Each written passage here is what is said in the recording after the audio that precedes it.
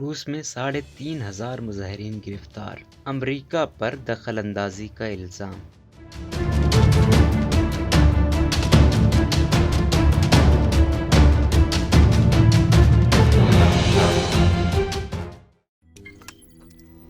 روزنامہ قدرت کی ویڈیو دیکھنے کے لیے ابھی یوٹیوب چینل پر سبسکرائب کریں اور بیل آئیکن پر بھی کلک کریں۔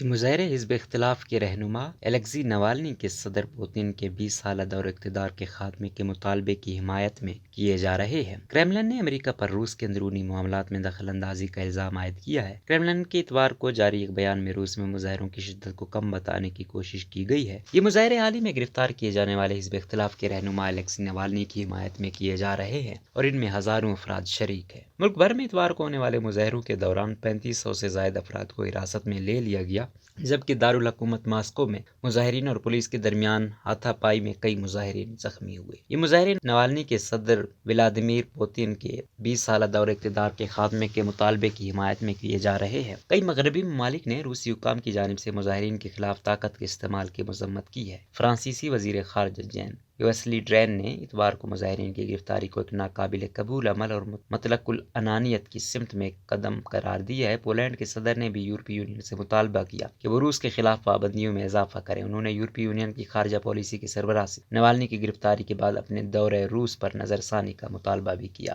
یورپی یونین کے وزراء خارجہ کا نوالنی کی گرفتاری کے حوالے سے رد عمل سوموار تک متوقع ہے۔ یورپی یونین کی خارجہ پالیسی کے سربراہ جوزف بوریل کے مطابق اس حوالے سے مزید اقدامات پر غور کیا جائے گا۔ دوسری جانب روسی صدر پوتین کے ترجمان دمتری پیسکوف نے اتوار کو امریکی سفارت خانے پر روس کے اندرونی معاملات میں دخل اندازی کرنے کا الزام عائد کیا ہے۔ یہ الزام امریکی سفارت خانے کے مظاہروں کے بارے میں اس الرٹ کے بارے میں لگایا گیا جس میں روس میں مقیم امریکی شہریوں کو مظاہروں میں شرکت نہ کرنے کا کہا گیا۔ روسی سرکاری ٹی وی سے بات کرتے ہوئے پیسکوف کا کہنا تھا کہ الرٹ شائع کرنا نامناسب تھا کیونکہ وہ بلاواسطہ طور پر ہمارے اندرونی معاملات میں دخل اندازی کر رہے ہیں۔ امریکی مشن کے ایک ترجمان کا کہنا ہے کہ امریکی سفارت خانے دنیا میں امریکی شہریوں کی حفاظت کے پیش نظر حفاظتی پیغامات جاری کرتے رہتے ہیں۔ ایف پی سے بات کرتے ہوئے ترجمان کا کہنا تھا کہ ایک معمول کا عمل ہے اور ایسا کئی سفارتی مشنز اور ممالک کرتے ہیں۔ ماسکو میں موجود امریکی سفارت خانے کا کہنا تھا کہ واشنگٹن عوام کے پرامن مظاہروں اور آزادی اظہار کی حمایت کرتا ہے۔ پیسکوف نے مظاہرین پر عدم استحکام پیدا کرنے کا الزام عائد کرتے ہوئے کہا کہ مظاہرین کے مقابلے میں صدر ٹرمپ کے حامیوں کی تعداد کئی گنا زیادہ ہے۔ یاد رہے صدر ٹرمپ کے ناقد نوالنی کو گزشتہ ہفتے جرمنی سے وطن واپسی پر گرفتار کر لیا گیا تھا،